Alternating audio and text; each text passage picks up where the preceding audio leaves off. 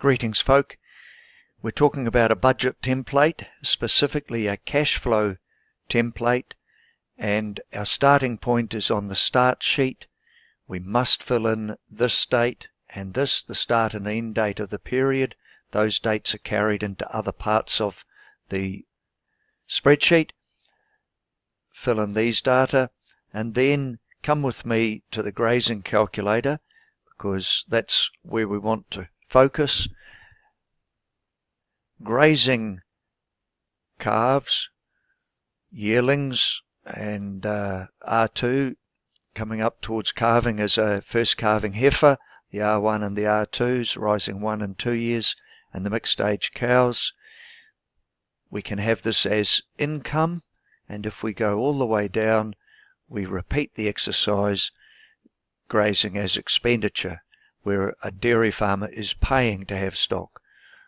For this exercise, we are earning money through providing a service.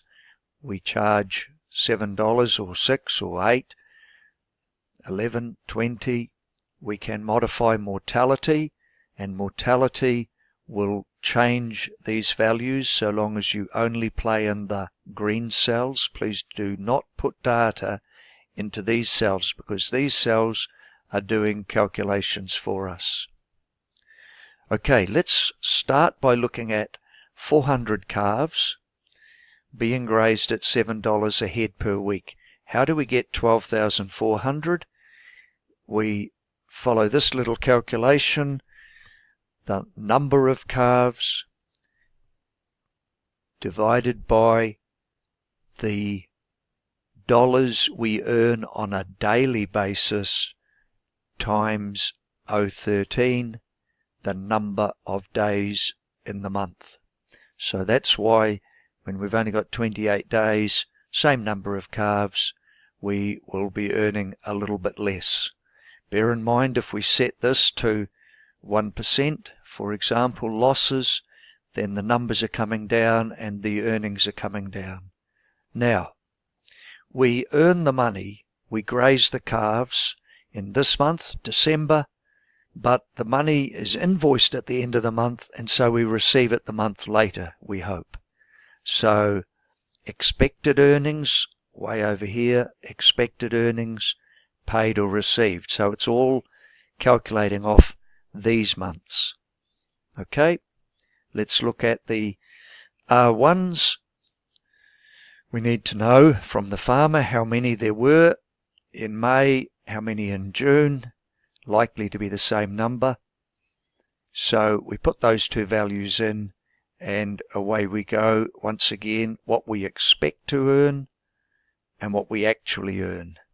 Bear in mind that at each end of the year there is money that we are owed from the previous year's grazing, and if we come right over here, let's look at these calves here. We grazed them in May in our financial year, but we don't earn that 19,000 in this year, we earn it in the next year. So keep that in mind. Let's move on down to the cows. Fill in cow numbers and days of grazing manually for cows. So all of these values must be put in yourself. How many cows, and for each of those months, how many days grazing? We realize, as we said, cow grazing can be done differently, but in this instance it's $1 per head per week, and we are building that up through our little calculation, which I'm going to let you figure out. It's fairly obvious that $K, $8 is coming from somewhere, and we are using that to drag across. So let's take our values, and we've added them all up. From here, income paid, add all of those, sum I41 to T41.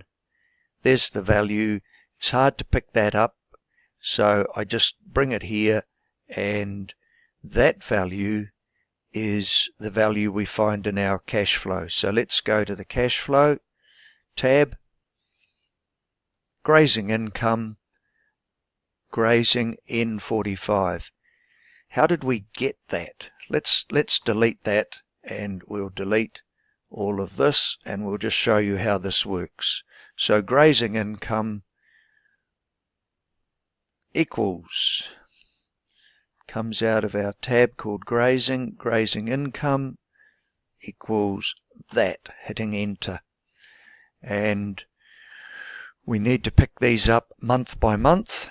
These have been done for you, but I'm just showing you how the process works. Equals, we go back to grazing and we are looking for income paid, and we drag across, so our last value appearing is May's value, grazing T41. This 0 is important. It's a calculation. It's saying, look at that and subtract all of these values. It should equal 0. So anytime you see a value here, it remains to be allocated. Now, I did talk about $1K, and I'll cover that in a different video. That's all I wanted to show you, how the grazing income works, and you can figure how this works from the other half of the grazing calculator when grazing is an expenditure. Thanks for listening. I hope this has been helpful.